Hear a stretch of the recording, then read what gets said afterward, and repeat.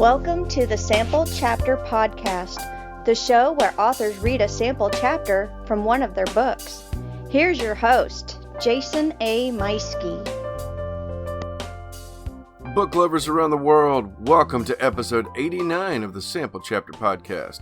This is the show where authors read a sample chapter from one of their books. And this week's guest is the multi-talented, award-winning author, Edward Willett.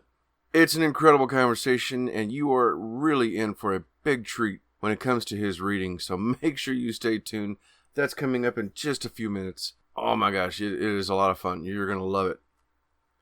Well, like I said, this is the Sample Chapter Podcast, the show where authors read a sample chapter from one of their books.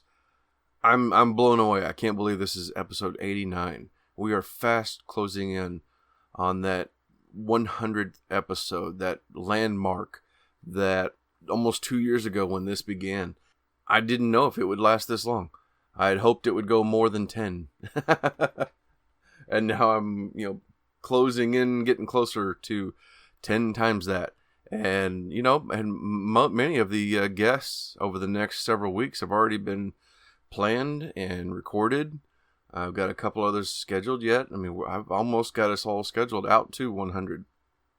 So it's amazing. I'm loving doing this, and I really love seeing online on my map. I get to see countries popping up all the time that are checking the show out, which is just, again, that just amazes me, and I really appreciate people are finding a lot of value out of the show. I hope you're finding new authors that you are coming to love, and books that you're coming to love. Don't forget that whenever you do find a book that you enjoy, go and leave a review. Let them know what you thought of that book, because that is, those reviews are the lifeblood. That's what's giving that author that feeling of accomplishment that, all right, somebody enjoyed what I did, something I created. And it's a very lovely gesture on the part of the reader to take the time and do that. So, yeah, don't forget to go and leave a review for them.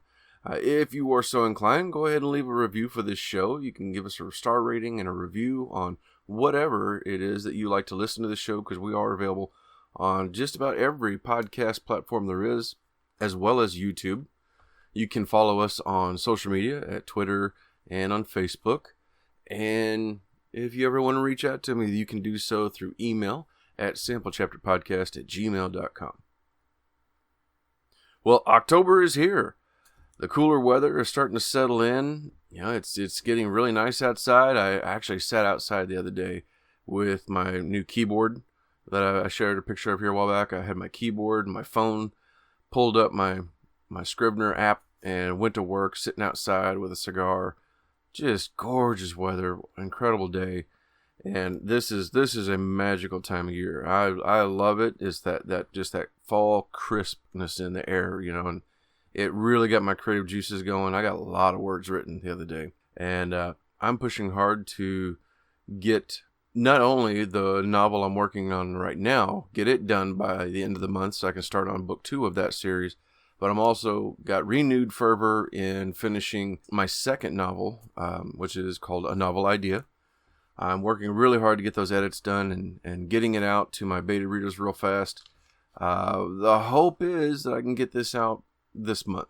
I don't know if that's going to happen. We'll see. It's the month is, it's only the, let's see, as of today's episode, it's the 8th of October, but that feels like the month is already slipping away from me.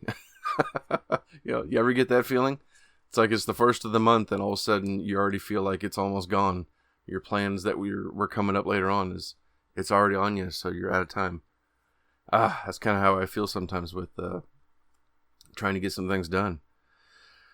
But one of the cool things is I did recently get some new updates on my first novel, 9 Mile Bridge. Got some new updates done on those. Had some grammatical errors that I'd been compiling a list of things people had told me, like, hey, yeah, did you know that this word was, like there and there? Simple little things that your mind fills in the blanks, or maybe you missed a word or something, and when you're reading it, you as the writer, As the author, you've read this and you've seen it 1,000 times, and so you don't see the mistake. But then somebody else tells you, like, hey, yeah, you wrote there when you meant they are. So I've been compiling a list. I finally took some time, went in, made all these changes, found a few others on my own. Even had one scene that was I needed to make it a little bit different. I was never really happy with it, and I found a different way to say it, which I'm much more happy with.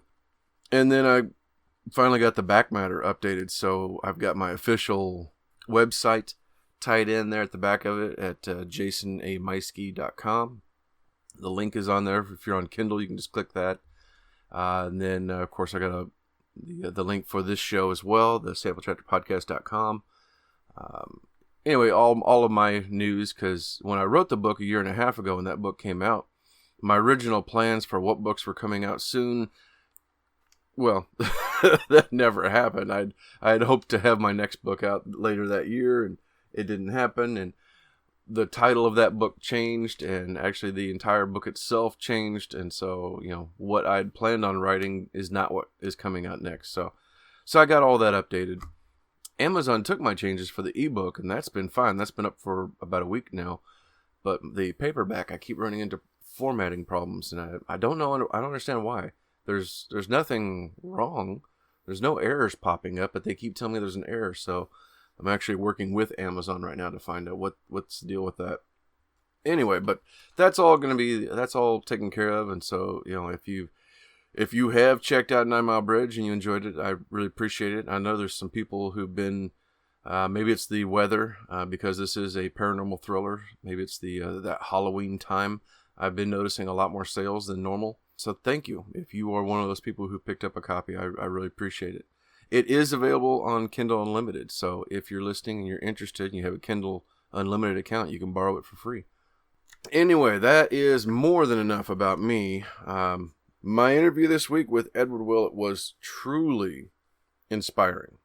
I really mean it was inspiring, because he had some insight and things that he said that just really spoke to me. Things like his ideas on idea generation being a muscle that you need to work. You need to exercise it. When he talks about identifying his idea that writers are more of a world shaper than a builder. And that resonated with me, and you're going to hear, I'm trying to express my thoughts on what he's saying as in terms of clay, but for some reason I said rock. I don't know what that was about. But my point was, I was trying to say, because we're taking this idea and shaping it into a story. And just that and so many other things. Mr. Willett, I was raptured by so many things that he said and talked about. And the guy is very talented. I mean, from his singing voice to his reading voice to his ideas, everything is amazing. And yes, I said singing voice. If you get a chance, go online and check out his YouTube rendition of me from Beauty and the Beast. It is incredible. It is really incredible. I have checked it out. It's worth your time. Anyway, before I get us over the interview, I do want to thank our sponsors, like U-Stor-All out of Warrensburg, Missouri. They are the absolute best place for self-storage in the Warrensburg area, hands down. With non-climate control and climate control both, they have 2 facilities, completely fenced in, gated access with your own private gate codes, LED lighting all night long. It's very well lit and very, very clean. I hear people talking about it all the time, at how clean the place is and how secure it is. And, not only just with the lighting and the fencing, but they have more than 60 cameras recording 24 hours a day. Check them out online at U-Store-All.net. That's spelled the letter U, STORALL.net. Of course, there is also my favorite writing software, Scrivener. I already mentioned it once earlier that I use this for all of my writing on now. I have 3 different stories on my Scrivener app that I use. It's amazing. I have all my notes, my character notes, my research. Everything is in the left-hand column, so I can just pull it up. Oh, what's that guy's name? I forgot the guy's name that I said in chapter 2, and now I'm on chapter 12. It's just right there on the left-hand column. If you need to move a chapter around, you can do that. It's like, this chapter doesn't work anymore, I need to move it. Or you take a snapshot and then get rid of it. And then later on, you're like, wait a minute, I do need that chapter after all. You can just pull it back in. Incredible stuff. You need to check them out as well. I've got a link in the show notes. Stay tuned here in just a moment. You're going to hear an advertisement for Scrivener, along with an incredible coupon code. And of course, I want to thank my friends at Pop Goes the Culture Network. So many incredible shows. They've got to have at least a dozen or more shows, from their flagship show, Pop Goes the Culture, to the Back in Time podcast, these guys who talk about retro 80s and 90s movies. There's the Alamo Backlot podcast, weekly show about movie news, and it's recorded right there at the Alamo Drafthouse in Springfield, Missouri. So many other shows. Those are just 3 of the ones that I listen to every week, but there are so many other great ones. They also have incredible blogs, some of them being written by the podcast hosts like Joey Mills. Yeah, get on there, check them out. They share our episodes every week. And who knows, maybe I'll write a blog on there sometime as well. We'll see. We'll see how things go. But anyway, yeah, check them out. I've got links for all of our friends and sponsors in the show notes. So click that link once you're done listening. All right, well, let's get us on over to our interview with Edward Willett right after a word from Scrivener.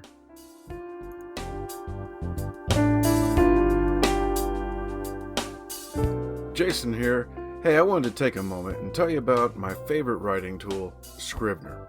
Now, I know you've heard about Scrivener because their writing software has been embraced by hundreds of thousands of other writers like you and I, from the novice to best-selling novelists. The reason we all use it is because of Scrivener's core concept to bring all the writing tools you use together in a single application. And with tools like automatic backup, character maps, project goals, and let's not forget that amazing corkboard, you can see why I use Scrivener every day. As a bonus for Sample Chapter Podcast listeners, use code CHAPTER for 20% off your desktop version. Scrivener writing software, built by writers for writers.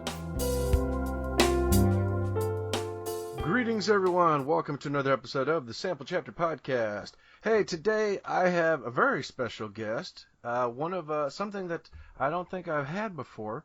Today we've got actor and singer, well, also multi-award-winning sci-fi author and host of the Worldshapers Podcast. We're talking about Edward Willett. Mr. Willett, welcome to the show. Well, thanks. Thanks so much for having me on. It's my pleasure. It's my pleasure. Normally, the first thing I would do is ask for you to tell us a little bit about yourself, but I want to ask you first, as a singer, do you have a favorite song? Oh, that's a tough one. I do a lot of musical theater, so a lot of my favorite songs are actually musical theater songs. But the single one, that's really difficult. I have a soft spot in my heart for, it's an odd choice, but Me from Beauty and the Beast, because I've sung it many, many times. It's not exactly, I mean, it's a horrible, it's in some ways it's a horrible song because it's the characters talking about what a wonderful, how amazing he is and how Shirley Bell wants to marry him. But still, I do have a soft spot for it. I even, at our wedding, I set it up at our reception. I sang it, and I set it up as the song that I had proposed to Margaret Ann with. But of course, had I actually used it to propose with, we would not be married. So. Oh, that's wonderful! Oh my gosh, I love that. I could see that. That could get stuck in your head and be a favorite.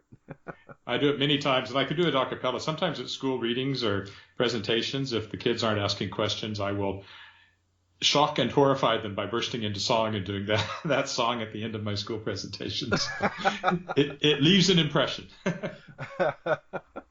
Oh my goodness! It's on YouTube if anybody wants to check it out. It's on YouTube. Me singing me, just sitting here as I am now in front of my computer singing it. So. Oh my goodness!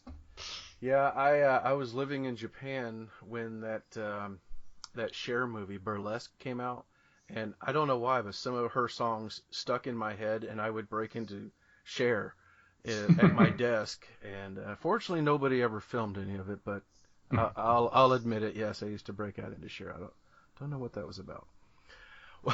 Well, all right. Well, let us know a little bit about yourself. Okay. I'm a award-winning author of more than 60 books of science fiction, fantasy, and nonfiction for all ages. I've written for small kids and young adults and adults in both my fiction and nonfiction. I'm on my 10th novel for Daw Books, New York's Daw Books, one of the major science fiction publishers in New York. But I've also published fiction with a number of smaller publishers. And I even have my own publishing company called Shadowpaw Press, which is named after my cat, who's on the desk a minute ago, but he's left now, so he won't be part of this. I've always loved science fiction and fantasy, but I actually began my career as a newspaper reporter because I decided to go into journalism as a kid because I wanted to be a writer, but I also knew you couldn't make a living as a writer. So I went into something writing related where I figured at least I would be writing and I could work on my fiction on the side. So I was a newspaper reporter and then a newspaper editor at the ripe old age of 24. I was editing a weekly newspaper. And then I worked for the Saskatchewan Science Center when it was brand new, and I wrote a lot of exhibit copy for them because I'd always been interested in science, which actually came out of my science fiction side of things. And then, let's see, what year is this? 26 years ago, this month, in fact, I quit my job and became a full-time freelance writer. And it was still a long time before I had any novels published. So 4 years, I think, before my first novel was published, and that was from a very bad publisher who shall remain nameless.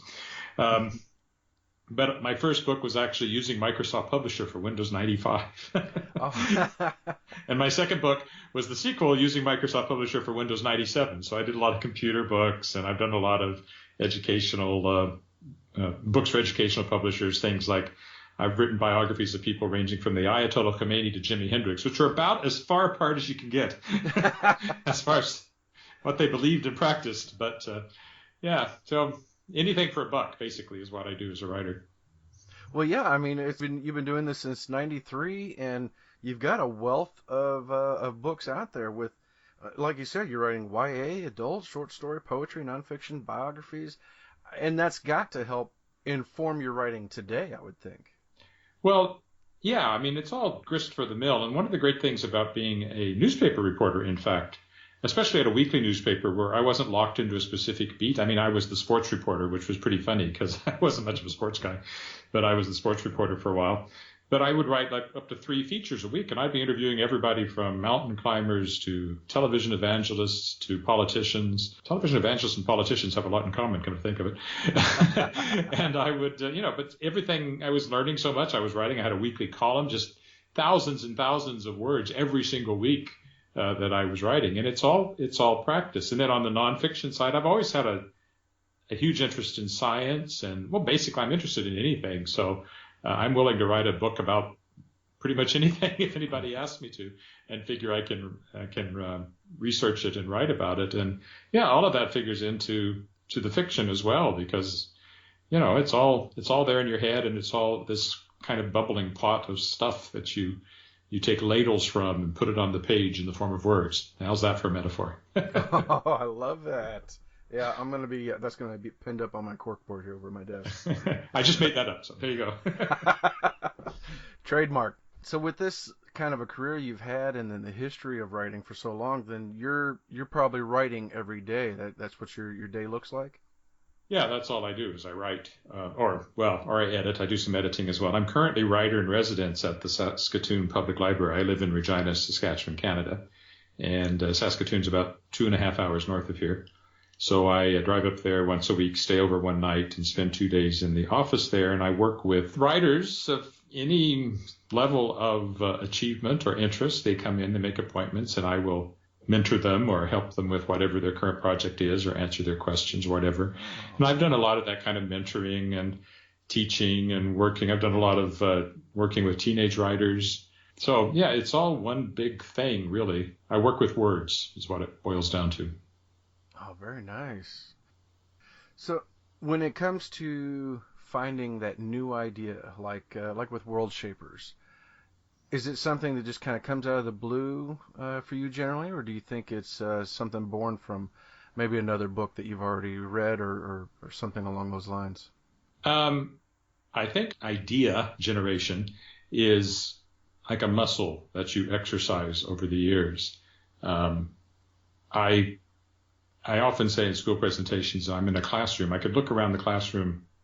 I could easily, on the spur of the moment, come up with half a dozen story ideas just from stuff that I find in the classroom. So ideas are never a problem. I have tons of ideas, some of which still haven't been written and maybe never will, but I've got pages of them. When it comes to Worldshaper, the new series, Worldshapers, which is what also gives my podcast its name, it was a bit, not exactly cynical, but it's based on the idea that I think I can write any kind of story, and I wanted a framework which would allow me to tell any kind of story. So what I was looking for was basically what I think is the greatest storytelling framework that's ever been created, which is Doctor Who, because the Doctor can travel through time and space, anywhere in time and space, and timelines are changeable, so it doesn't even have to be consistent in what happens in history.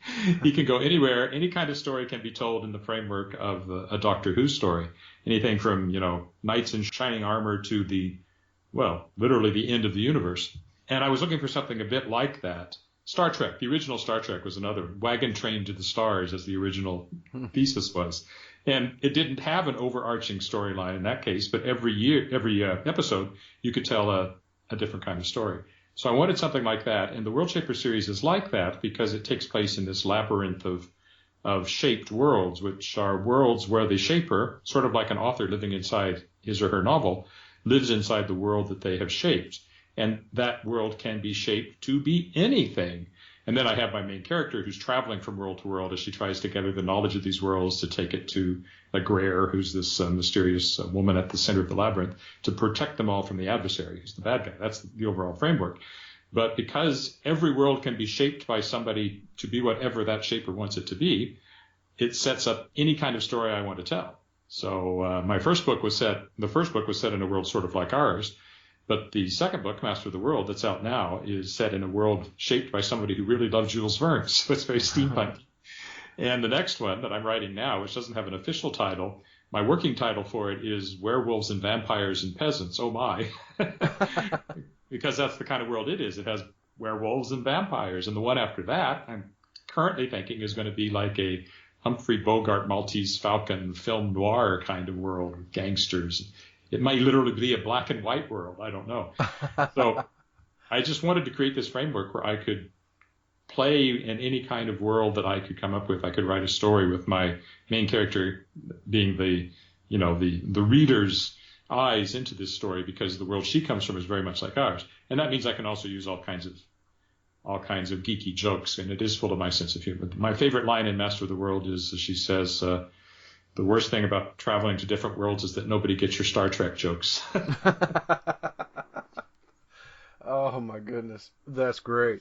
Well, and I'm gonna guess, I forgot to look, so I'm not sure about this exactly, but I'm gonna guess that Worldshapers, your book, and the podcast, they may have started around the same time. That may not have been an accident.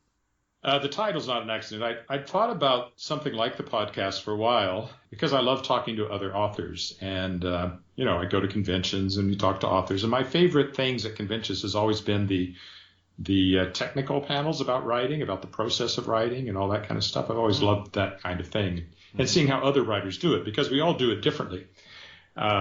So I used the fact that Worldshaper was coming out, the first book in the series was coming out last September. I thought, well, this seems like a good thing to tie in, because I have this idea for this labyrinth of shaped worlds, which, as I said, is like novelists living inside the worlds that they've created. Mm-hmm. So maybe this was a good time to give that a go. And I did, and I'm up to 36 or 7 episodes as of this one that comes out this weekend, I think.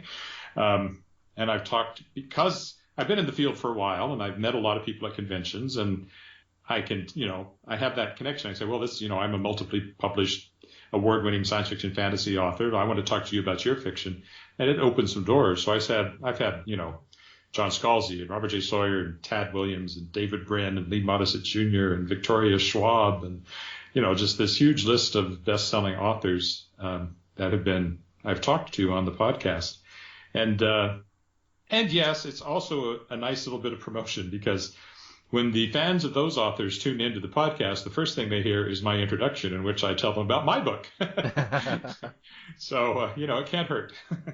Well, it's a great play on words to have the Worldshaper book And then, like you said, the authors who are world shapers of their own.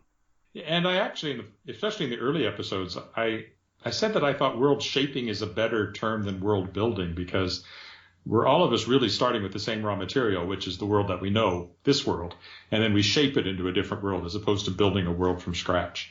So that was kind of, for a while, I kind of made a point of that in the podcast and would ask people about that. I've kind of let that go, but that is, I do think world shaping is actually in some ways a better term for what we do than world building.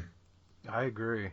Yeah, because it's got to be formed, it's got to be taken care of and shaped into something that, its raw form. Our story is just that cold rock, and it's got to have life brought from that, shaped from the whatever euphemism you want to use, from there until we finally have this story that does have a life. Yeah. All we're really drawing on is what we know. So yes. Yeah, I was definitely riveted. I mean, you really helped me out here about a week ago. I had a couple hours drive, so I was diving into your interview with Orson Scott Card, which was amazing. Like, my drive was over before I knew it, and that was a lot of fun. And of course, you had one of my own past guests, Tosca Lee. That was great to listen to as well. So it's a great show. Well, thank you. And it's, as far as I know, it's going to keep going indefinitely. I managed to somehow schedule, just as we're having this conversation, I somehow scheduled 6 interviews over 2 weeks, which is not ideal because it means I don't actually have time to read everybody's books, which is what I would like to do before I talk to anybody. But at the same time, it means it only comes out every 2 weeks, because it does take a certain amount of time to get them ready, and I do have books to write and stuff like that. That actually means I'm probably good till the end of the year. So I feel your pain. Yep, I have. Let's see, I have you tonight, an author in Japan tomorrow night, and an author in Australia Saturday night. So it's a lot of fun. And then I'm going to take a break for a couple days and focus on my writing and getting the episodes ready. But with the experience that you have, writing so many different sorts of projects, and then continuing to write in different, not exactly, I guess, genres, but it's still sci-fi. Do you find it challenging to want to reach into? Is there something that you're wanting to challenge yourself with and do something different anywhere down the road? Well, I've written so many different kinds of books that I don't know that there's anything I specifically have in mind.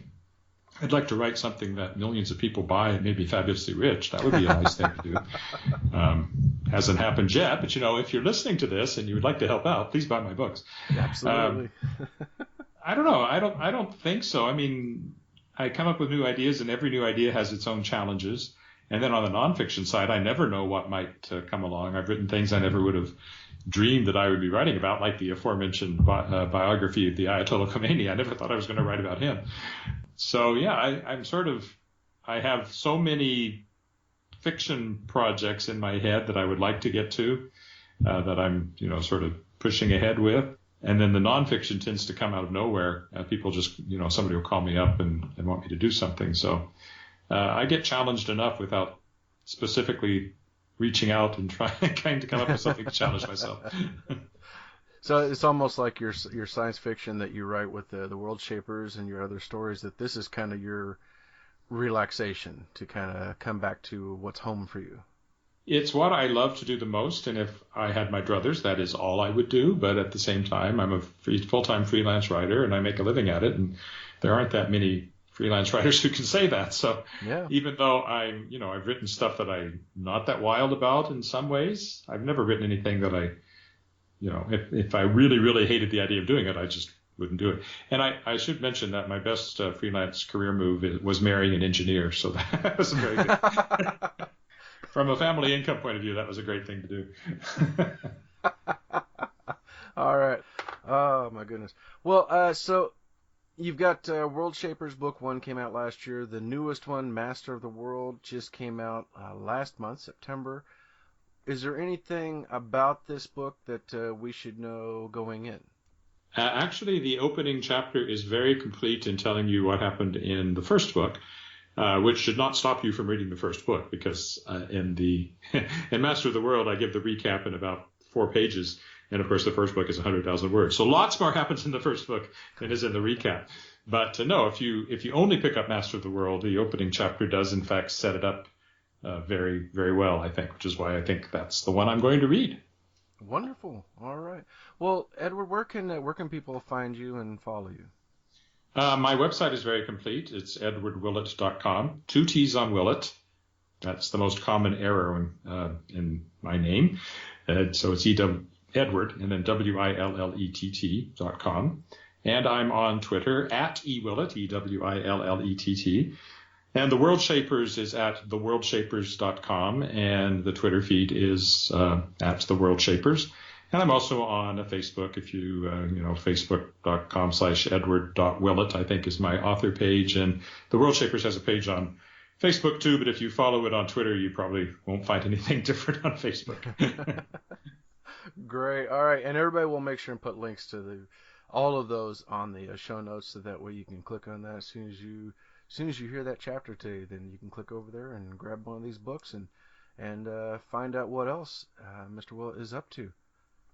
Edward, thank you so much for being a guest. This has been a lot of fun for me, and I can't wait to hear this chapter. Well, thank you. All right. Well, ladies and gentlemen, it's time for me to step aside, and we're going to hear a chapter from Master of the World, Worldshapers Book 2. Chapter 1. Buffeted by swirling winds, I clung to the rope ladder lifting me from the mysterious and rapidly disintegrating island in the ocean below toward the giant flying ship in the sky above, and reflected on what a lousy week I was having. Sunday night, I'd woken from a nightmare in which a stranger wearing a cowboy hat and a long black duster had been standing at the foot of my bed, only to look out my window and see a stranger in a cowboy hat and a long black duster looking up at my bedroom window. Monday night, he'd been there again. Tuesday, I'd officially opened my new shop, Worldshaper Pottery, on trendy Blackthorn Avenue in Eagle River, Montana, hipster haven of the West, although the store's opening had been overshadowed, literally, by the scaffolding covering the entrance, supporting 2 young men hanging the shop sign, and the black storm clouds hanging over the Rockies to the west, clouds which, infuriatingly and bewilderingly, nobody but me seemed to find threatening. Still, sinister strangers, scaffolding, and storm clouds aside, it had been shaping up to be a pretty good day. I'd had coffee with my boyfriend, Brent, at the Human Bean, the coffee shop down the street, and at lunch had headed back to the Bean with my best friend, Aisha Tripathi. That was when things went literally to hell. 2 van loads of black-clad terrorists pulled up outside, charged into the coffee shop, and started shooting. Bullets tore Aisha's slight body apart, right in front of my eyes. Then the leader of the terrorists walked over to where I sat stunned on the blood-slicked floor. "Hello, Shauna," he said, "and goodbye." He reached out and touched my forehead. I felt a weird shock. Then he drew his pistol and aimed it between my eyes. He was going to kill me. This can't be happening, I thought, and then, "This isn't happening," I screamed. And just like that, it wasn't. It hadn't. Suddenly, it was 3 hours earlier, but Aisha was gone. So was everyone else who had been killed in the attack. And the worst of it was, nobody remembered they'd ever even existed. This, to put it mildly, freaked me out. The sudden appearance inside my shop shortly thereafter of the mysterious stranger who had been in both my nightmare and the street outside my window did nothing to soothe my nerves, especially not when he started spouting gibberish about me having shaped the world in which I lived, and having an amazing amount of power, and being just one shaper of many in a vast labyrinth of shaped worlds, and possibly the only one who could save the shaped worlds from the adversary who just invaded my world. Apparently he was the guy who'd pointed his pistol at my head. If I'd just follow him into all those other worlds, and gather the knowledge of how they were shaped, and then carry it to somebody named Agraire who, I pretty much stopped listening at that point too. It was like the story thus far at the start of an episode of a television series with a season-long story arc. When you're binging the show on StreamPix, and who watches TV any other way these days, the minute you see that, you click the skip intro button. But in the middle of this previously and made-up crap monologue, the storm broke. Again. And then terrorists were shooting at me. Again. Left without much choice, I fled with Karl Yatzer, as he called himself. On the radio, we heard the mayor describing me as a dangerous terrorist. Apparently, when the adversary had touched me, he'd stolen my knowledge of how my world was shaped, what Karl called the Chokhmah, His power was somewhat limited by the fact I was still alive, which meant we were sharing the Chokmah, but he had enough to rewrite people's memories just by talking to them. He talked to the police, and the mayor, and then I called Brent, and he didn't know who I was, and I knew the adversary had reached him too. I smashed my cell phone, not out of frustration, well, not just out of frustration, but because I realized it could be used to track me. Carl Yatzer and I holed up that night in a rundown, closed-for-the-summer resort, and that was my very special Tuesday. Wednesday had a lot to live down to, but it managed. First thing in the morning, I murdered a National Bureau of Investigation agent in a helicopter, just by imagining the pilot had to help me at all costs. So successfully, the pilot pushed his partner out of the door and onto the shore of the lake across which Carl and I, in a canoe, were paddling for our lives.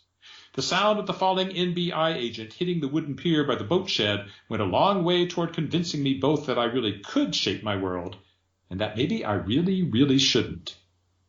Then we got into the helicopter, and the pilot cheerfully threw away his career by flying us up into the mountains before leading the pursuit away, though not as successfully as we might have hoped, since after Carl and I hiked off into the woods towards Snakebite Mine, the location of the portal through which Carl had come from the previous world, already taken over by the adversary, pursuers showed up at the fire camp where we'd landed. At Carl's urging to do something, I hid our tracks by making it snow, or rather, by making it to have already snowed, which also made for a cold, wet camp that night, but whatever. Thursday, we woke to an unwanted visitor, a grizzly, which I convinced to go away just by thinking really hard that he should go away. After the snow and the grizzly, I really couldn't deny my ability to shape my world, even though, much to Carl's consternation, I had no memory of his boss, the mysterious Agraire, or being taught by her to be a shaper at some weird school in some other version of reality, which Carl said was the original reality, the first world. Then we had to go around an avalanche that had resulted from the snow I'd caused to happen, caused to have already happened, and I had another reason to take Jeff Goldblum's advice in Jurassic Park and think about whether, even though I could shape the world, I should. When it came to shaping, it seemed clear unintended consequences were a bitch. This was reinforced later that night when we reached Snakebite Mine. After Carl cold-bloodedly shot 2 members of the adversary's cadre, who had been left there to guard the portal, I shaped the caretaker to let us into the mine. He blew himself up instead, burying the portal under tons of rock, but I shaped those, too, opening a path, and then helped Carl destroy the portal, cutting the adversary off from some of his power. Then we drove off, and I shaped an entire water-filled quarry into existence, into which we dropped the truck, and then I shaped the caretakers of a dude ranch so we could take some horses. But I did it so badly, they both ended up dead, as did a perfectly innocent horse. And then we rode all night long until I was practically dead in the saddle. I stayed awake only because I'm allergic to horses, and it's hard to doze while sneezing. And then we finally slept. And that was Thursday. Friday, I shaped a photographer to let us steal his car. At least I managed to avoid killing him in the process, well, as far as I know. Then I shaped a pilot to fly us to Appleville, Oregon, my hometown, where I shaped my mother to forget I'd ever existed, to forget she'd ever had a daughter. Of all the horrible things that had happened that week, that was the worst. But it was only Friday. Saturday, we stowed away on an apple truck to the coast. There, I shaped a woman to let us onto her sailing yacht, the Amazon, because Carl said the only place he could make a portal into the next world was out in the Pacific somewhere. Unfortunately, the Coast Guard found us. By then, the adversary had worked his way up to shaping the president, so every branch of law enforcement and the military was looking for us. I managed to shape our chunk of the ocean to bring up a fog, greatly impressing Carl. But in the process, I also accidentally fashioned a typhoon, and that meant I spent Saturday night thinking really, really hard about the Amazon not sinking. I guess I thought hard enough because we were still afloat Sunday morning, this morning, which is when we found, right where the portal had to be opened, a mysterious island that wasn't on any charts.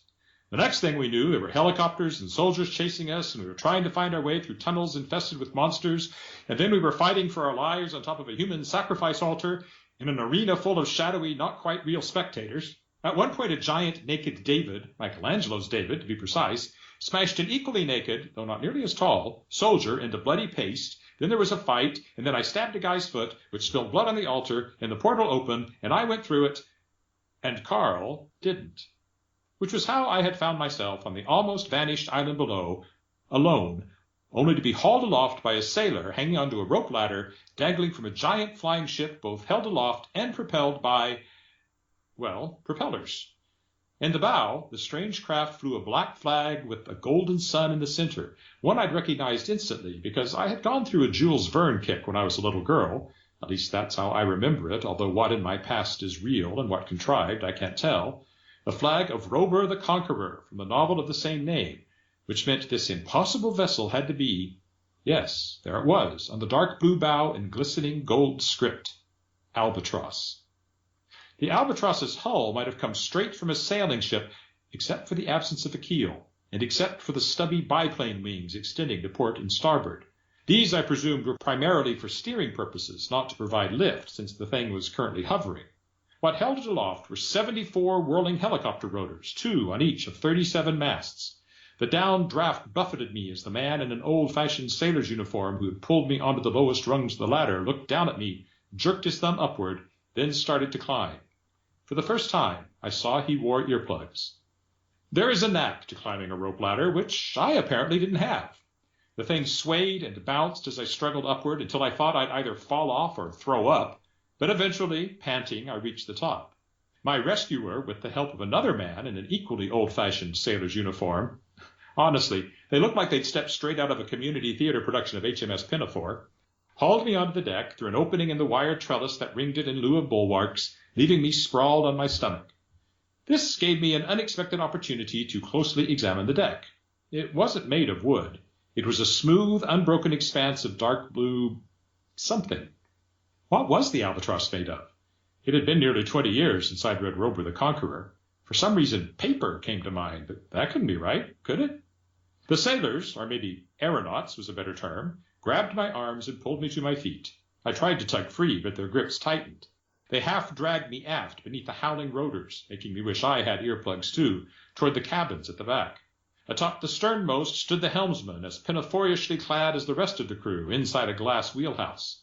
Behind him, as at the bow, hung 2 much larger propellers, vertical rather than horizontal, though only idling at the moment. The whole flying monstrosity was impossible. Or was it? Verne had based his flights of fancy on what the engineers and scientists of his time knew or thought they knew.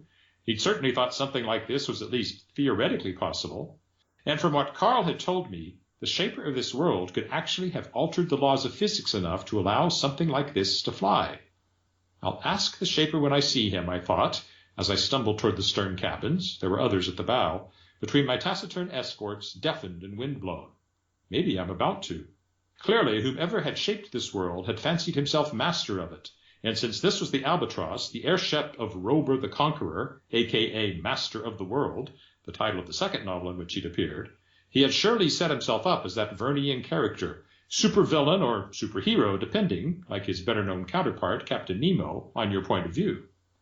In a way, I was thrilled to be inside a world clearly modeled after Jules Verne's invented tales. In another, I was terrified.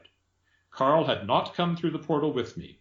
I was alone, and while I knew in a general way what I was supposed to do to fulfill the quest I'd been unwillingly given, find his shaper and get him or her to somehow give me his or her Hawkma, so that when the adversary arrived, he could not steal that Hawkma, kill the shaper, and then reshape this world into another copy of his preferred totalitarian utopia, there was one tiny little detail of that process Carl had never spelled out for me. Exactly how one took the Hawkma of another shaper, even if it were freely offered. We reached the only door on the starboard side of the stern cabins. The aeronaut who had first hauled me onto the rope ladder pulled it open. The other propelled me through it. I found myself in a short hallway, its walls the same strange, dark knotwood at the deck, with doors to left and right, and another at the far end that presumably led to the port side of the vessel. Just past the right-hand doors, stairs led up, probably to the glass wheelhouse over our heads. A little farther down the hall, stairs led down, beneath and parallel to those climbing up. The noise had dropped precipitously. Very impressive soundproofing had clearly been built into this version of the Albatross. As I recalled, it hadn't been needed in the book version. The whirling of the blades had been soundless, Verne never having heard a real helicopter in action. Apparently, if the shaper had bent the law of physics, he hadn't bent them that much. The man who had first grabbed me nodded to his companion. "Back to your post, Dardantor. I'll present her to the captain." "Aye, aye, sir," said Dardantor. To my surprise, he actually tipped his cap to me. Ma'am? He didn't go back out onto the deck. Instead, he went to the staircase and down. Makes sense, I thought. The best way to get around the ship has to be below decks, where you don't have to fight the rotor wash. Very polite, I said out loud. Now that we can hear ourselves talk, who are you? Apparently, politeness was limited to the lesser ranks. My guard ignored me, instead tugging me to the center of the corridor and tapping on the door that presumably led into the aftmost cabin. Enter, said a deep voice. My guard slid the door open, stepped back, and indicated I should go through. I took a deep breath, clenched hands suddenly inclined to tremble, and strode firmly around the corner and into the cabin beyond. It looked, well, exactly like you might imagine the captain's cabin on one of Verne's science-fictional vessels should look. Luxurious late 19th century ship's cabinish, with comfortable couches and chairs, hooded electric lamps illuminating sculptures and paintings, one of which looked like the Mona Lisa. How did that work exactly? And a sizable collection of leather-bound books in a floor-to-ceiling bookcase which took up most of the bulkhead through which I'd entered. 4 portholes, 2 to port and 2 to starboard, and big panes of glass in the windowed stern poured natural light into the cabin. The aft windows also showed a view of the sea. No land in sight, I noted, in the inner halves of the idling stern propellers. The captain of the Albatross sat at a desk made of the same dark knotwood as the deck, the bright sea-reflected light streaming through the windows behind him, turning him into a featureless silhouette. He stood as I hesitantly approached, and I abruptly revised my estimate of his size. The man was huge, easily as big as the guy Michelangelo's David had crushed back in my world less than an hour ago by my inner clock. At least it appeared to be roughly the same time of day here as it had been on the island I just left, so maybe I'd be spared portal lag, which totally had to be a thing. My heart was pounding, but I wasn't going to let this giant, whose face I couldn't even see, put me on the defensive. You must be Rober, I said, as boldly as I could manage. I am not, the man said, his voice a reasonable approximation of James Earl Jones's in Darth Vader mode, but I know who you are. You do? My heart leaped. Carl got through after all. I realized that was impossible, even before the captain of the Albatross dashed my momentary hope with his next words. Your foolish assumption I am Rober proves my suspicion. It does? This doesn't sound good. It wasn't. You are a spy for Prince Dakkar, the captain said, voice cold and hard as iron in January, and you will answer my questions truthfully, or I'll have you tossed over the side to feed the sharks. You've been dreaming just one dream nearly all your life, hoping, scheming, just one theme. Will you be a wife? Will you be some He-Man's property? Good news that He-Man's me. This equation, girl plus man. And there you go, folks.